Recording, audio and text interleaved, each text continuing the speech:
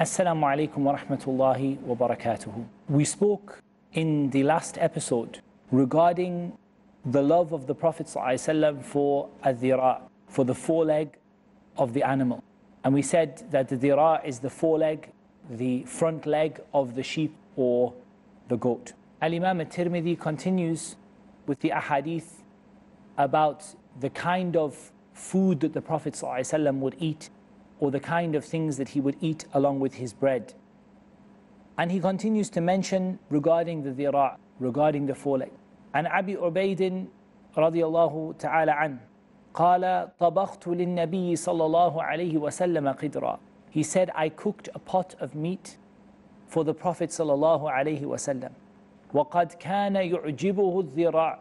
He used to love to eat the foreleg of the animal. فناولته الذراع.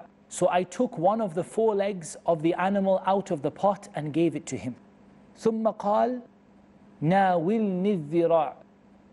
He said, give me another foreleg. فناولته. So I gave to him and presented to him the other foreleg. And of course we know the animal only has two forelegs. Then the Prophet ﷺ said, ثم قال ناولني الذراع. Give me another foreleg. فقلت يا رسول الله وَكَمْ لِلشَّاةِ مِنْ ذِرَاعٍ. How many forelegs does the sheep have? فَقَالْ وَالَّذِي نَفْسِي بِيَدِهِ لَوْ سَكَتَّ لَنَاوَلْتَنِ الذِّرَاءَ مَا دَعَوْتُ. And when the Prophet ﷺ asked him to bring the foreleg out again, and he said to the companion to give me the foreleg, and the companion said, وَكَمْ لِلشَّاةِ مِنْ ذِرَاعٍ. How many forelegs does the sheep have? Then at this point the Prophet ﷺ said that if you would to have just continued giving me, then you would have been able to keep on giving me a foreleg as long as I kept on asking for one. وعن أم هاني رضي الله تعالى عنها قالت دخل علي النبي صلى الله عليه وسلم فقال أعندك شيء. She said the Prophet ﷺ came to me and he said, do you have anything? Do you have anything to eat? فقلت لا إلا خبز يابس وخل. I said, I have nothing except for dry, stale bread and vinegar. فَقَالَ هَاتِ. He said, give to me. هَاتِ مَا أَقْفَرَ بَيْتٌ مِّنْ أُدْمٍ فِيهِ خَلْ. He said, no house will be without a dish to go with bread as long as they have vinegar. Meaning that vinegar is an excellent thing to dip bread into and to eat bread with.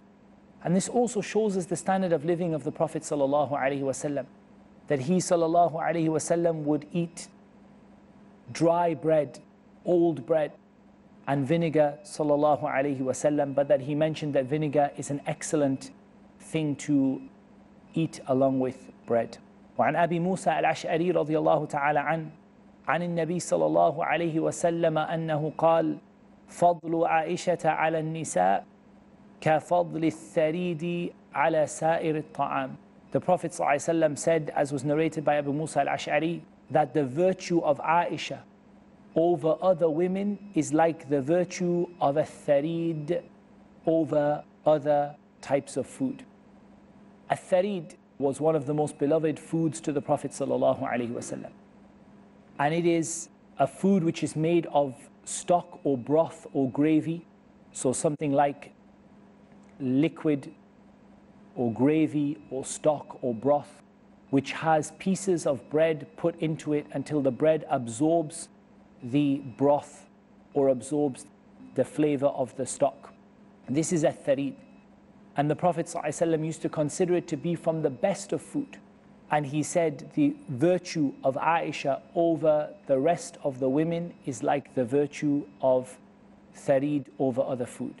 And that is because Aisha radiallahu ta'ala anha wa ardaha was a person of knowledge, and she was the most beloved of the wives of the Prophet sallallahu alaihi wasallam to him, because of her knowledge and because of her teaching the people and the good that she brought, and the fact that she was able to spend her life with the Prophet sallallahu alaihi wasallam from a young age, and so she was able to grow up and to witness all of the things that happened in his household. And it's enough to see the virtue of Aisha for us to look through Shama'il al-Nabi sallallahu alaihi wasallam by Imam al-Tirmidhi and see how many of these ahadith came from Aisha radiallahu anha.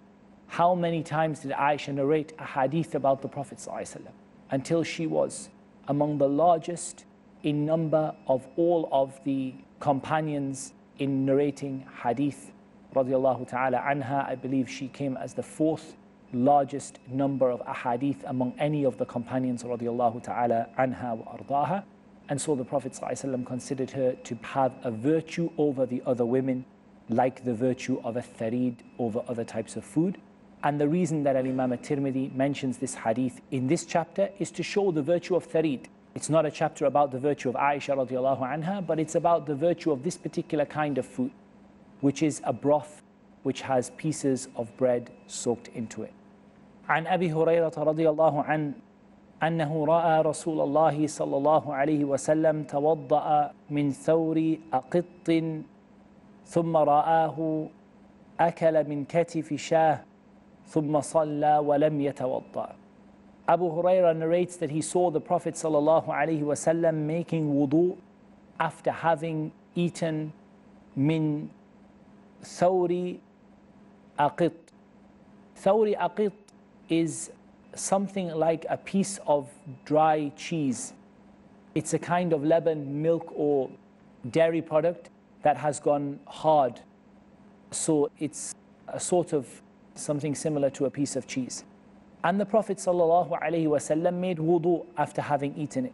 Then he saw the Prophet ﷺ eat from the shoulder of a sheep, and then he prayed and he did not make wudu.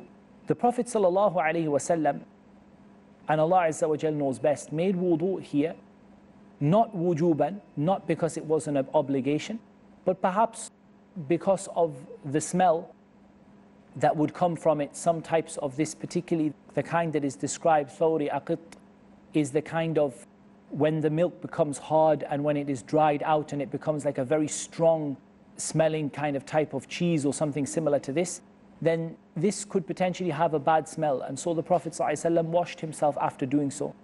And not that it is wajib. However, the only wajib kind of food that you must make wudu when you make it is wudu from the meat of the camel. Then he saw him eat from the shoulder of a sheep, and of course the shoulder was one of the parts that the Prophet ﷺ loved to eat, and he then prayed and he did not make wudu. And so we say that wudu with regard to food, you may wash your mouth or you may decide to make a full wudu after eating a food that you feel leaves a residue in the mouth, but it's only obligatory when it is the meat of the camel. We come to the hadith of Anas ibn Malik radiyallahu ta'ala an أنه قال أولم رسول الله صلى الله عليه وسلم على صفية بتمر وسويق. Anas radiallahu anh said, the Prophet sallallahu alaihi wasallam celebrated the walima of his marriage with Safiya radiallahu ta'ala anha with dates and sawiq. Sawiq is said to be a kind of food that is made from ground up barley or spelt, something like that. So ground up barley or ground up spelt is made into a kind of liquid or a kind of a soup, and this is called sawiq, and Allah Azza wa Jal knows best.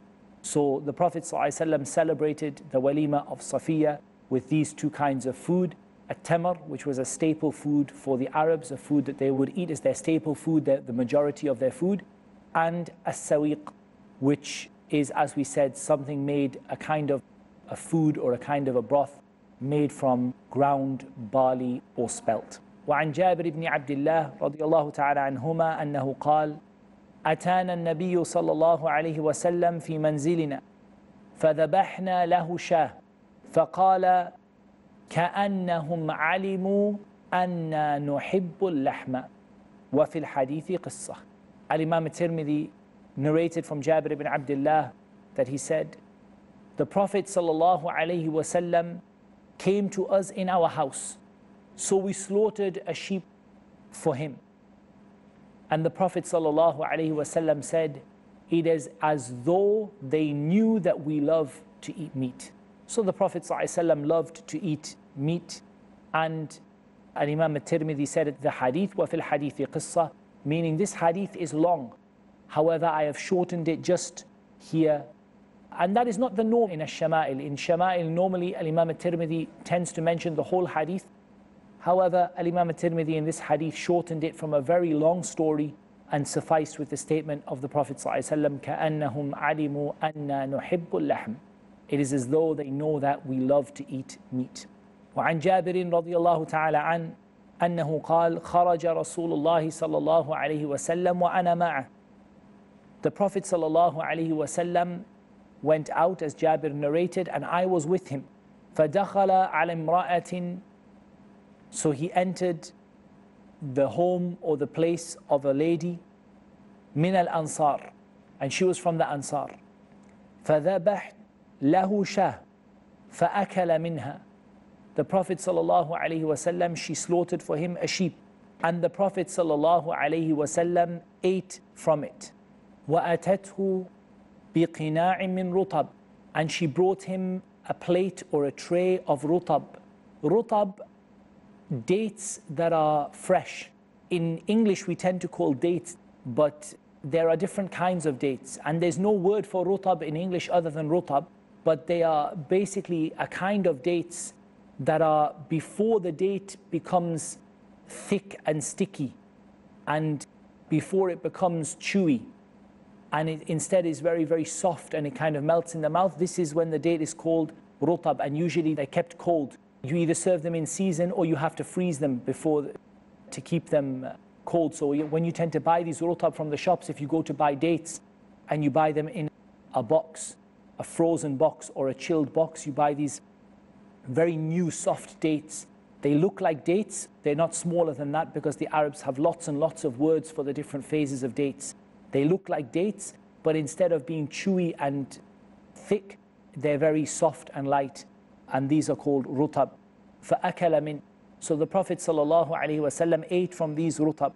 ثُمَّ تَوَضَّأَ لِلظُّهْرِ وَصَلَّى. Then he made wudu for dhuhr and he prayed. ثُمَّ انصَرَفْ.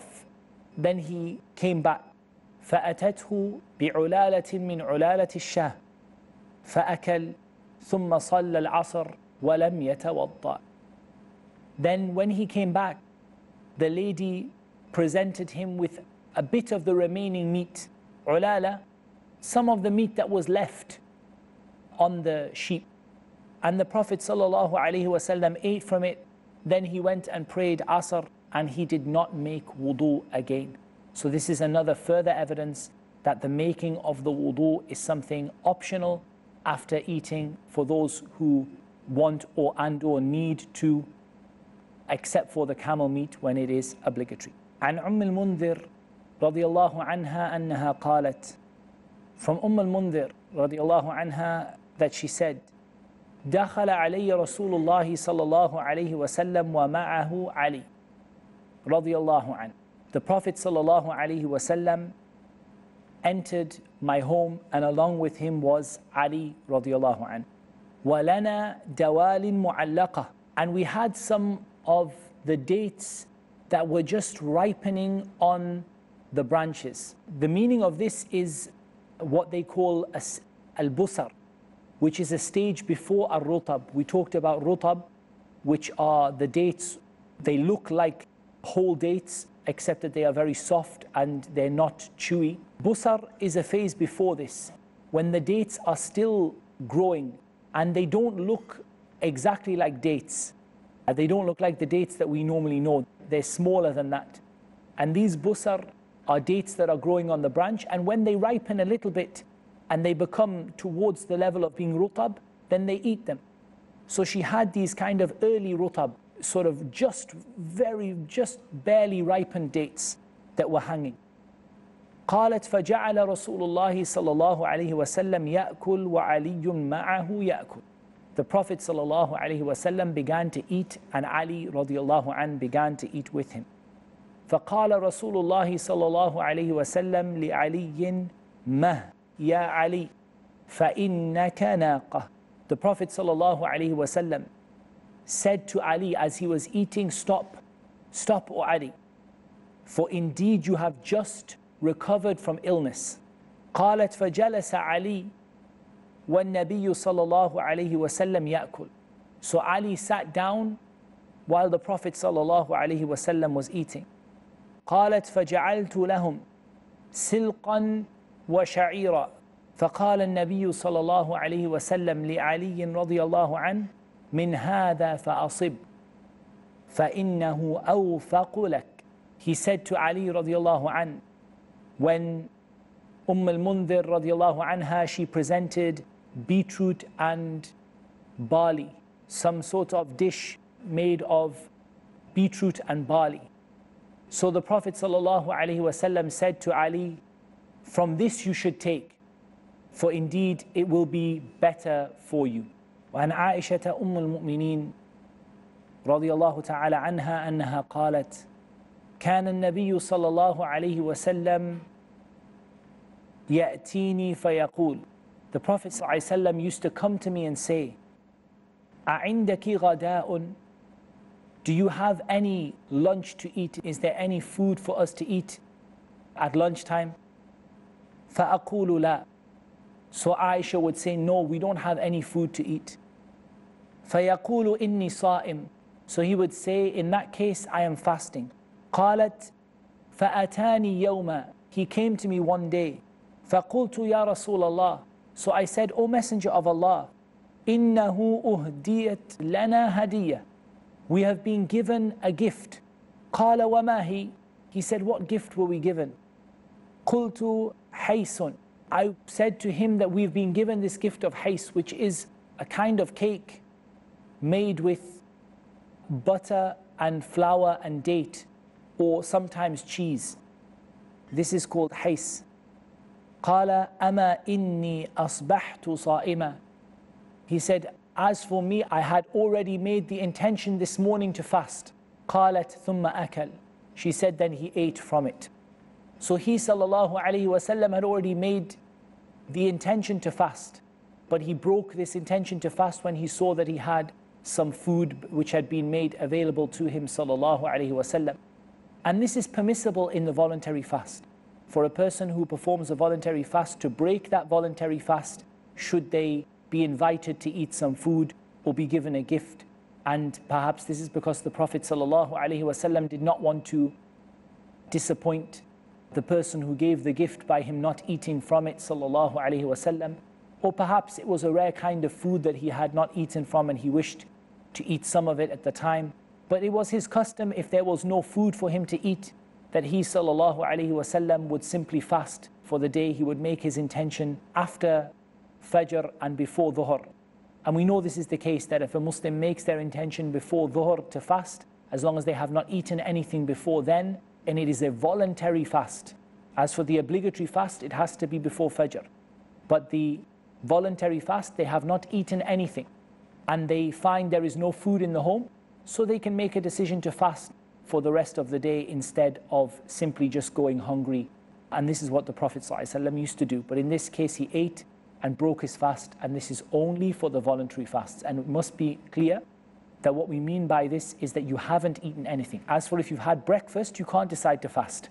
But if you've eaten nothing or drank nothing, you can decide to fast any time between Fajr and Dhuhr or before Fajr for the voluntary fasts only. And you can break your fast should you be invited to eat or should you feel the need to do so. وعن أنس رضي الله عنه أن رسول الله صلى الله عليه وسلم كان يعجبه الثفل. قال عبد الله يعني ما بقي من الطعام. Anas radiallahu anhu narrates the Prophet sallallahu alaihi wasallam used to love to eat al-thufl. And Abdullah said this means whatever is remaining from the food, the leftovers of the food. So this is also from the sunnah of the Prophet sallallahu alaihi wasallam that he used to love to eat leftover food. And indeed, a lot of people say food tastes better the next day. So the Prophet ﷺ used to like the leftover food. In one example, he went, prayed Dhuhr, came back and ate the leftover food before Asr. And Anas said that he used to like to eat the leftover food. And there is a benefit in this. Also in saving food and not allowing food to go to waste. That a person doesn't throw away their food, but they keep the leftovers and they eat it. And this is from the sunnah of the Prophet ﷺ. And that concludes the chapter on the kind of food the Prophet ﷺ used to eat, the dishes he used to eat with bread, salawatullahi wa salamuhu alayhi. And we will start a new chapter, insha'Allah ta'ala, after that. in the next episode. And until then, Assalamu alaikum wa rahmatullahi wa barakatuh.